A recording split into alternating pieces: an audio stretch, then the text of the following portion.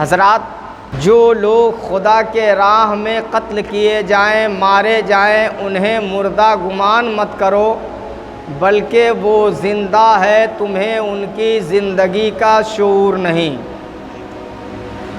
حضرات، میدان کربلا کا جب ذکر آتا ہے، داستان کربلا جب پڑھا جاتا ہے، داستان کربلا بیان کیا جاتا ہے، وہ منظر نگاہوں کے سامنے آ جاتا ہے کہ آل رسول پر کتنے مصائب و آلام ڈھائے گئے، لیکن حضرت امام حسین رضی اللہ تعالی عنہ مستحکم مکمل استقامت کے ساتھ ثابت قدم رہے۔ جب تمام جانثاران حسین کو شہید کر دیا گیا، اہل بیت اطہار کو شہید کر دیا گیا، جب کارزار میں میدان میں جب حضرت امام حسین رضی اللہ تعالی عنہ پہنچے تو میدان جنگ کا عجیب سا نقشہ بدل گیا۔ جو بھی آتا حضرت امام حسین رضی اللہ تعالی عنہ سب کو قتل کرتا جاتا۔ یزیدیوں نے یہی سوچا کہ اب حسین کے علاوہ ہے کون بچا، ایک ایک کر کے آتا جاتا مولی گاجر کی طرح حضرت امام حسین اسے قتل کرتے جاتے، فی النار پہنچاتے جاتے۔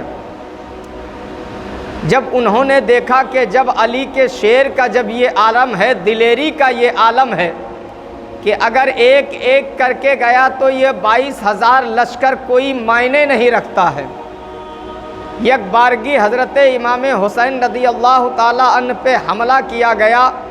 حضرت امام حسین رضی اللہ تعالی عنہ کے جسم میں 33 نیزے کے زخم تھے اور 24 تلوار کے، اور تیروں کا تو کوئی ٹھکانہ ہی نہیں رہا، کتنے تھے۔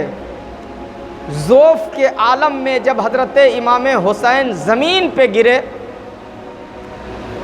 گرنے کے بعد سنان بن انس نخعی نے خولی کو حکم دیا کہ جاؤ امام حسین کا سر قلم کر کے لاؤ، جاؤ انہیں قتل کر دو۔ خولی آگے بڑھا لیکن ان کا ہاتھ شل پڑ گیا، اس میں ہمت نہ ہو سکی کہ وہ حضرت امام حسین کو قتل کرے، سر امام حسین کو تن سے جدا کرے۔ سنان بن انس نخعی نے کہا کہ آخر تمہارا ہاتھ شل کیوں پڑ گیا ہے؟ تو سنان بن انس نخعی آگے بڑھتا ہے اور تلوار اٹھاتا ہے اور حضرت امام حسین کا سر تن سے جدا کر دیتا ہے۔ انا للہ و انا الیہ راجعون۔ حضرات، ان ظالموں نے، ان یزیدیوں نے ظلم کی اکتفا یہیں تک باقی نہیں رکھی، بلکہ انہوں نے خیمہ کو لوٹ لیا، خیمہ میں آگ لگا دی گئی اور بہت ظلم و تشدد کا پہاڑ توڑا گیا۔ حضرت امام حسین رضی اللہ تعالی عنہ کے خیمے کو جلا دیا گیا، لیکن باہر حضرت زینب رضی اللہ تعالی عنہ کا جگر، مولا علی کی شہزادی کا جگر، جس کا باپ فاتح خیبر ہو، اس کی اولاد کا عالم کیا ہوگا۔ لیکن تمام مصائبوں کو برداشت کرتے ہوئے اب یزیدیوں نے اہل بیت اطہار کے خواتین کو قید کر کے کوفہ کی طرف لے جانا شروع کیا، کوفہ کی طرف لے جانے لگا۔ ایک خاتون ہے، مشکات شریف کی یہ حدیث پاک ہے، ایک خاتون مدینہ شریف میں حضرت ام المؤمنین حضرت ام سلمہ کے گھر پہنچی تو دیکھتی ہے کہ حضرت ام سلمہ زارو قطار رو رہی ہیں، زارو قطار رو رہی ہیں۔ تو اس خاتون نے حضرت ام سلمہ سے سوال کیا کہ آخر رونے کی وجہ کیا ہے، آخر تم اتنا رو کیوں رہی ہو، آخر معاملہ کیا ہے؟ معمہ کیا ہے، راز کیا ہے؟ تو ام المومنین حضرت ام سلمہ فرماتی ہیں کہ میں نے ابھی خواب میں نبی سرور کون و مکان صلی اللہ تعالیٰ علیہ وسلم کو دیکھا، ان کے چہرے اور ان کے گیسو گرد و غبار سے لپٹے ہوئے تھے، گرد و غبار پڑے ہوئے تھے۔ میں نے پوچھا یا رسول اللہ یہ حالت کیسی ہے؟ تو نبی پاک صلی اللہ تعالیٰ علیہ وسلم ارشاد فرماتے ہیں کہ آج میرے شہزادے امام حسین کو کربلا کے میدان میں شہید کر دیا گیا ہے۔ مجھے وہ بات یاد آئی کہ جب پیدائش کے وقت میں حضرت جبرائیل امین نے خاک کربلا نبی کو لا کر دیا تھا، تو نبی نے مجھے دیا تھا اور کہا تھا ام سلمہ اسے سنبھال کر رکھنا، جب یہ مٹی خون بن جائے تو سمجھنا کہ میرا شہزادہ امام حسین کی شہادت ہو گئی ہے۔ حضرات یہاں پہ ایک اور نقطے کی بات ہے، سمجھنے کی بات ہے۔ جو کہتا ہے کہ نبی کو علم غیب نہیں ہے معاذ اللہ، اور بھی ازواج مطہرات تھی، نبی کی اور بھی بیویاں تھیں، لیکن نبی نے کسی اور ام المؤمنین کو مٹی نہیں دیے، کسی اور بیوی کو نہیں دیے، لیکن ام سلمہ کو ہی دیے۔ نبی کو معلوم تھا کہ امام حسین کی شہادت تک ام سلمہ ہی زندہ رہیں گے۔ یہ ہے نبی کا علم غیب۔ نبی کو پتا تھا کہ ام سلمہ اس وقت تک رہیں گی حیات سے، تو ام سلمہ کو نبی نے مٹی دی اور ام سلمہ نے اس مٹی کو شیشی میں سنبھال کر رکھی۔ جب خواب سے بیدار ہوئی تو شیشی کو دیکھا تو واقعی شیشی کی مٹی خون بن چکا تھا، خون بن چکا تھا۔ تو اس خاتون سے حضرت ام المؤمنین حضرت ام سلمہ فرماتی ہیں کہ اس لیے میں رو رہی ہوں کہ آج میرا شہزادہ امام حسین کی شہادت ہو گئی ہے، میرے شہزادے امام حسین کو آج قتل کر دیا گیا ہے۔ جیسے حضرت امام حسین رضی اللہ تعالیٰ عنہ کی شہادت ہوئی، پورے آسمان کے چاروں طرف کنارے میں سرخ لالی پڑ گئی، لالی پڑ گئی، اور یکا یک اتنا اندھیرا چھایا، اتنا اندھیرا چھایا، اتنا اندھیرا چھایا کہ مورخ تاریخ میں لکھتے ہیں کہ قریب میں رہنے والے کا بھی چہرہ نظر نہیں آتا تھا۔ اللہ اکبر، یہ ہے غم حسین۔ آسمان میں بھی سرخ پڑ گیا۔ آج بھی سورج نکلتا ہے تو امام حسین کی شہادت کی، آج بھی جب سورج غروب ہوتا ہے تو امام حسین کی شہادت کی گواہی دیتا ہوا جاتا ہے۔ سورج جب غروب ہوتا ہے، جب ڈوبنے والا ہوتا ہے، آپ اس کے چاروں طرف دیکھیں گے تو لالی ہی لالی نظر آئے گی۔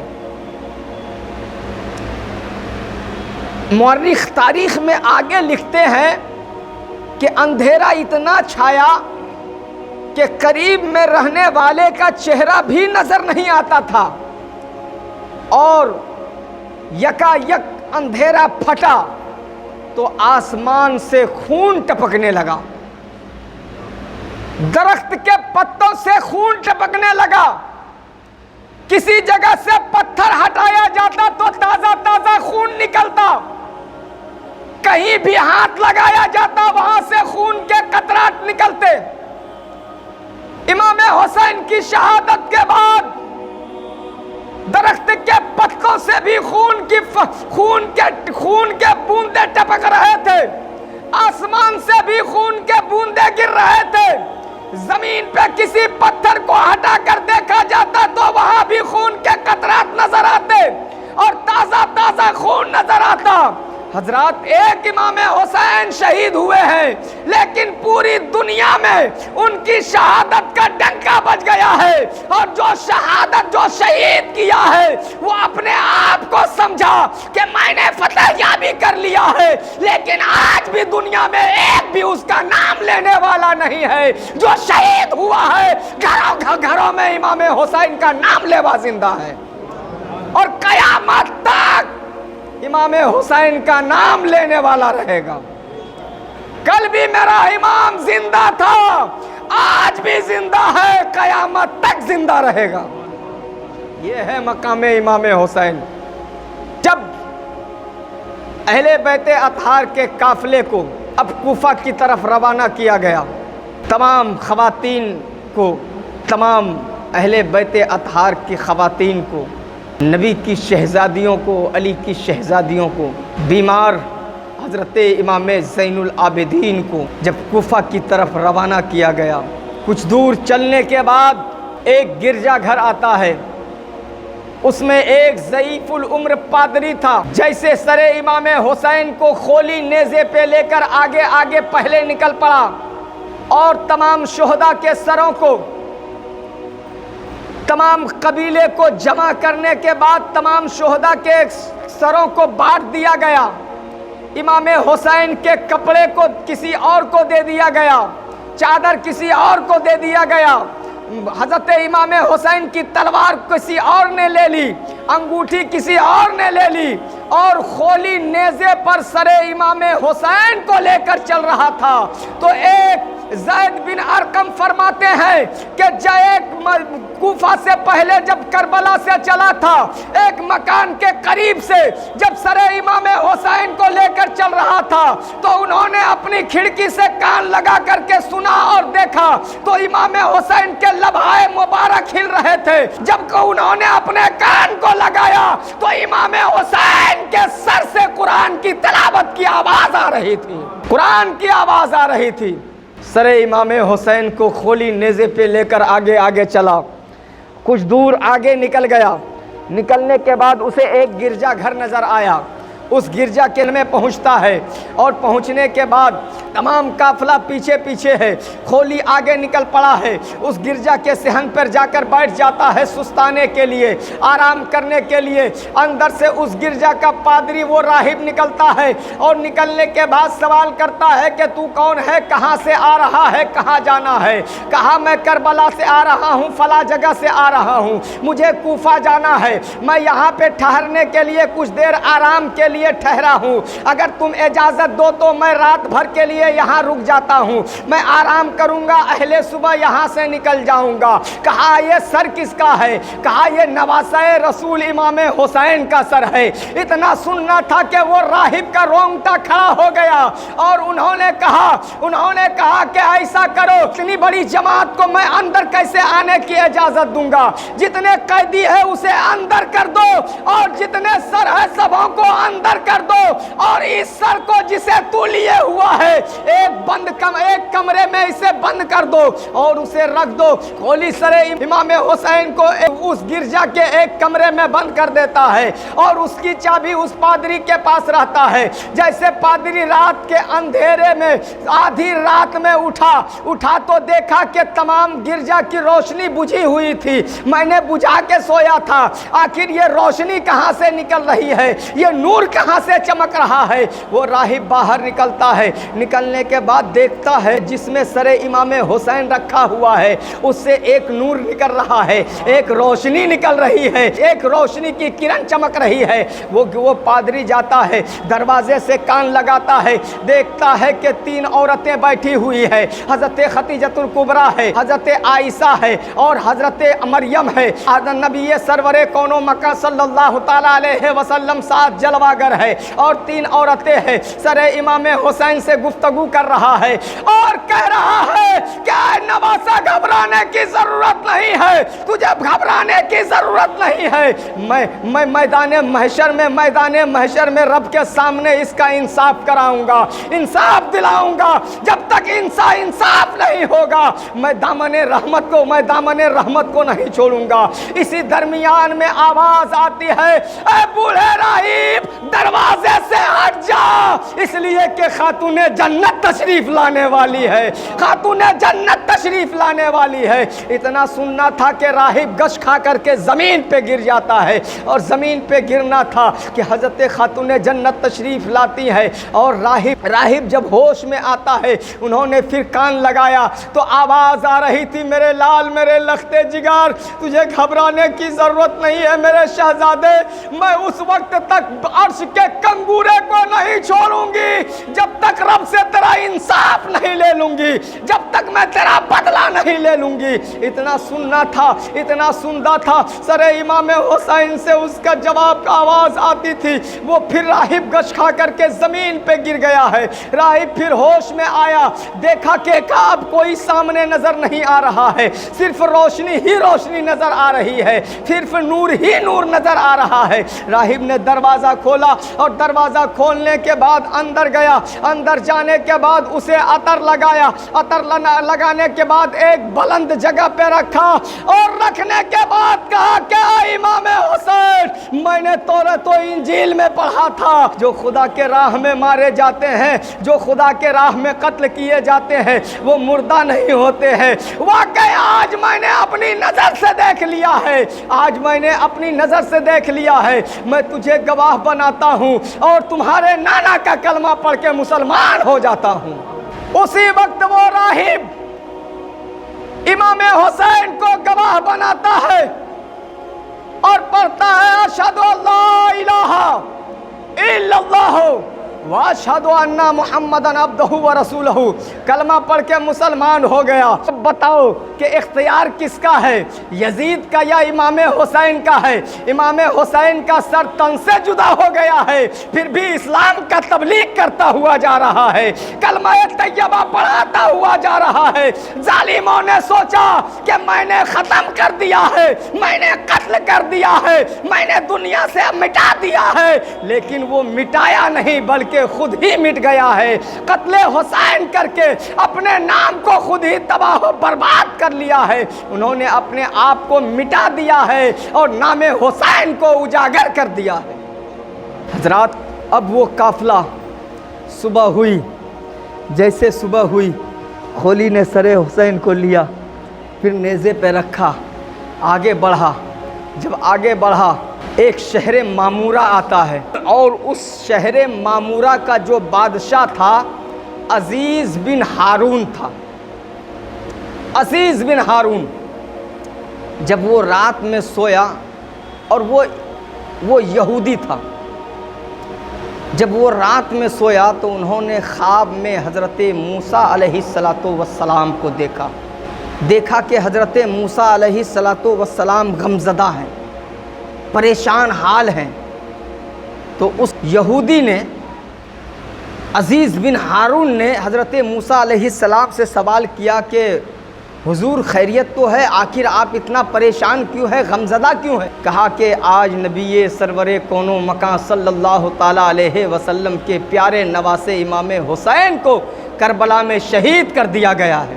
کہا حضور آپ انہیں جانتے ہیں اور محمد الرسول اللہ سچے رسول ہیں؟ کہا عزیز بن ہارون، وہ صرف ہمارے نہیں بلکہ وہ تمام انبیاء کے رسول ہیں، اور رب نے تمام انبیاء سے یہ وعدہ لیا ہے، ہم لوگ ان پر ایمان لائے ہیں، جو ان سے پھرے گا وہ جہنم میں جائے گا۔ یہ کون کہہ رہے ہیں؟ حضرت موسیٰ علیہ السلام کہہ رہے ہیں۔ کہا جو ان سے پھرے گا، جو ان کو نہ مانے گا، جو ان کی نبوت سے، رسالت سے انکار کرے گا، وہ جہنم میں جائے گا۔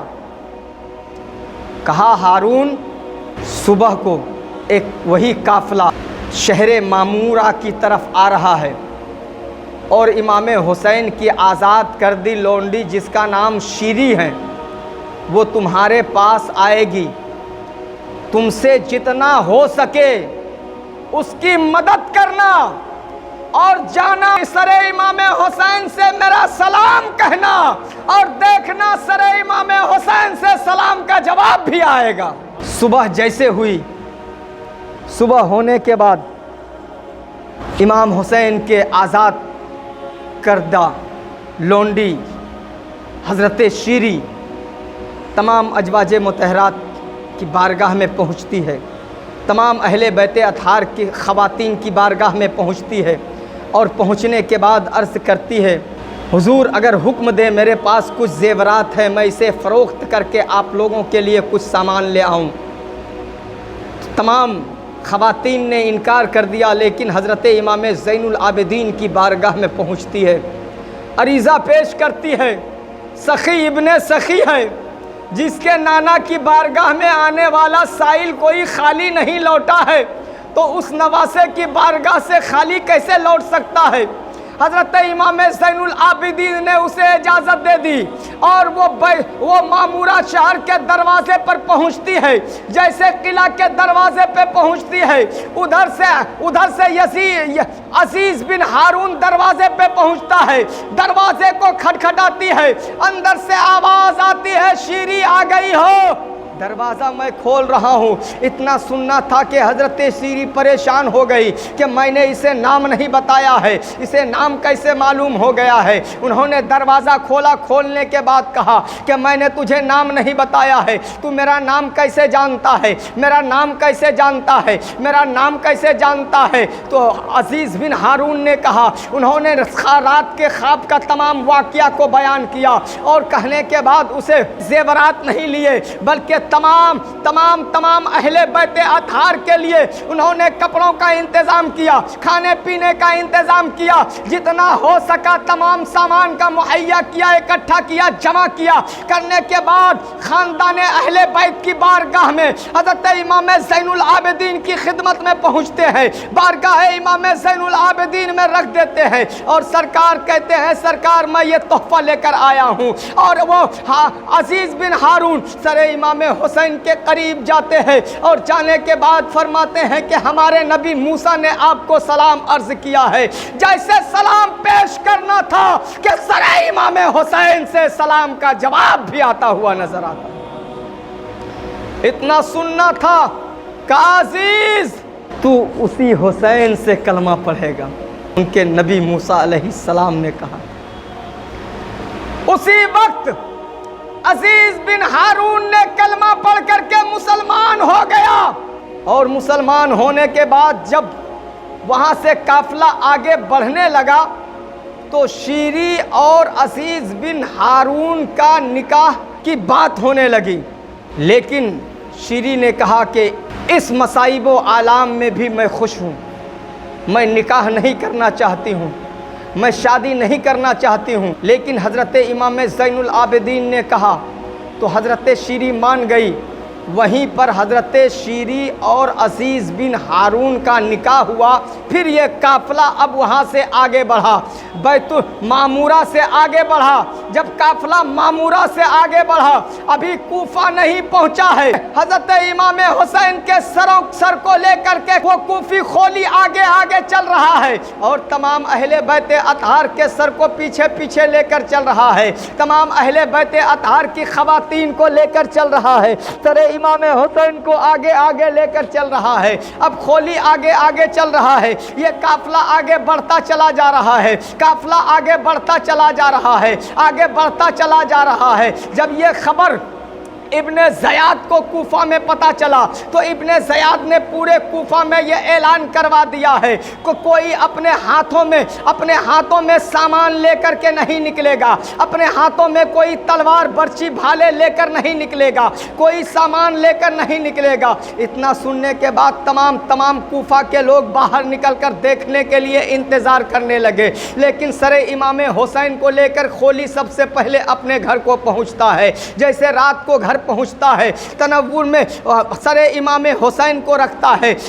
खोली की बीवी तमाम चूल्हों के आगों को बुझा करके सोई थी, तमाम बत्तियों को बुझा करके सोई थी। खोली की बीवी बड़ी परहेजगार थी, बड़ी इबादत गुजार थी, अहले बैत से मोहब्बत करती थी, बड़ी नेक दिल थी। वो औरत सरे इमाम हुसैन को जब तनव्वुर में रखा तो जब खोली सो गया, रात के सन्नाटे में तहज्जुद पढ़ने के लिए खोली की बीवी उठी तो उन्होंने देखा कि घर में एक चिराग जल रहा है, पूरा घर रोशन हो रहा है। तो खोली की बीवी सोचती है कि मैंने तमाम बत्तियों को बुझा दिया था, मैंने चूल्हे के आग को भी बुझा दिया था, आखिर ये रोशनी कहाँ से निकल रही है। जब उन्होंने दरवाज़ा खोला तो देखा कि सर इमाम हुसैन से नूर निकल रहा है, रोशनी निकल रही है। वो करीब जाती है, जाने के बाद ज़ारो कतार रोने लगती है, ज़ारो कतार रोने लगती है और देखती है कि वहाँ भी 4 औरतें हाजिर है। हज़रत खदीजतुल कुबरा मौजूद है, हज़रत आयशा मौजूद है,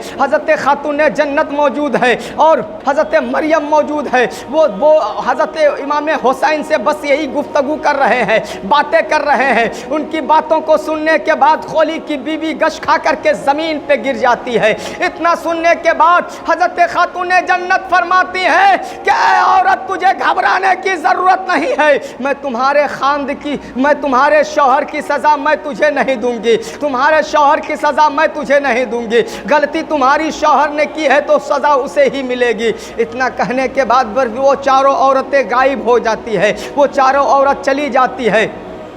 हज़रत इमाम हुसैन के सर अनवर को लेकर के वो ऊपर जगह पे एक ऊंची जगह पे रखती है और रखने के बाद अपने शौहर के पास जाती है और कहती है, मरदूद और जालिम, तूने कहा था कि मैं एक बागी का सर कलम करने जा रहा हूँ, लेकिन तूने तो नवासे रसूल का सर कलम करके ले आया है। अरे आसमान भी तुझ पे लानत भेज रहा है और ज़मीन भी लानत भेज रही है, और देख फरिश्ते उसकी हमदो सना पड़ रहा है, और जो फरिश्ते आ रहे हैं तुम पे लानत भेज रहे हैं, तमाम फरिश्ते तुम पे लानत भेज रहे हैं। ओ जालिम, तूने ये क्या किया है? ले तू अपना घर संभाल, मैं अब यहाँ से जाती हूँ, मैं अब यहाँ नहीं रहना चाहती हूँ। खोली ने कहा कि अगर तू चली गई तो मेरा घर तबाह बर्बाद हो जाएगा, मेरा घर तबाह बर्बाद हो जाएगा, मैं तबाह बर्बाद हो जाऊँगा, मेरे बच्चे तबाह बर्बाद हो जाएंगे। खोली की बीवी कहती है कि तू बर्बाद हो जा, तेरे घर तबाह बर्बाद हो जाए,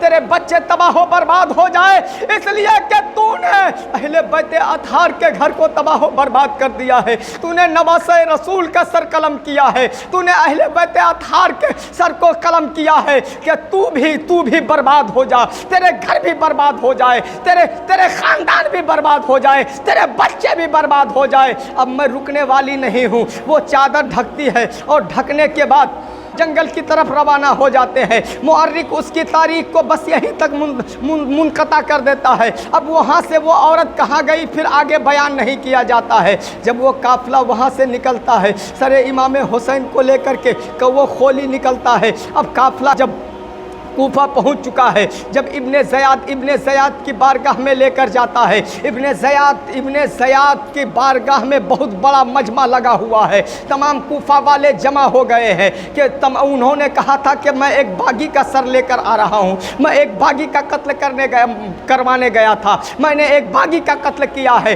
तमाम लोग ये देखने के लिए थे कि आखिर वो बागी कौन था जिसका सर कलम किया गया है। तमाम कूफा के लोग जमा हो गए, इकट्ठा हो गए। तमाम कूफा के लोग बारगाह इब्ने ज़याद में हाजिर हो गया है। उसी वक्त मिस्र का एक कासिद आया हुआ था। सरे इमाम हुसैन को तश्त में लाया गया, सरे इमाम हुसैन को तश्त में लाया गया। इब्ने ज़याद मंगवाया है। इब्ने ज़याद मंगवाने के बाद जब सरे इमाम हुसैन को देखा, देखने के बाद कहा कि कत्ल होने के बाद इतना खूबसूरत है तो जिंदा में कितना खूबसूरत होगा। इनका लब इतना फूल की तरह है तो जिंदा में किस तरह होगा। सरे इमाम हुसैन को तश्त में लाया गया। इब्ने ज़याद के हाथ में एक छड़ी थी, उन्होंने लबहाए मुबारक पे छड़ी से मारना शुरू किया। लबहाए मुबारक पर उन्होंने छड़ी लगाई तो उस कासिद ने मिस्ले रूम के कासिद ने कहा था कि ये किसका सर है? कहा ये नवासे रसूल इमाम हुसैन का सर है।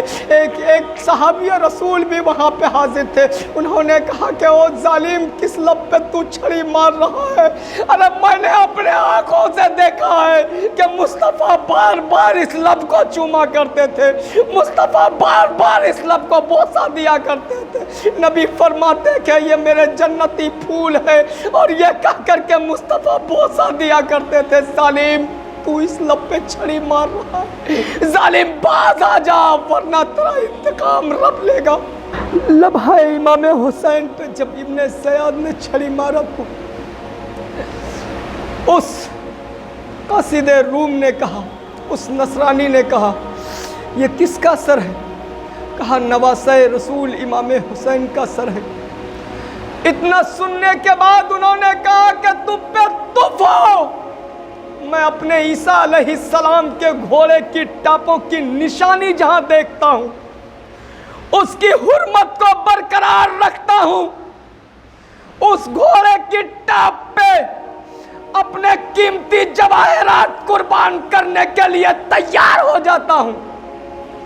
تو نے نواسۂ رسول کا سر قلم کر لیا ہے، تو نے نواسۂ رسول کا سر تن سے جدا کر دیا ہے۔ ظالم، تجھے بھی ذرا بھی خوف نہ ہوا کہ میدان محشر میں تو رب کے سامنے کیا جواب دے گا؟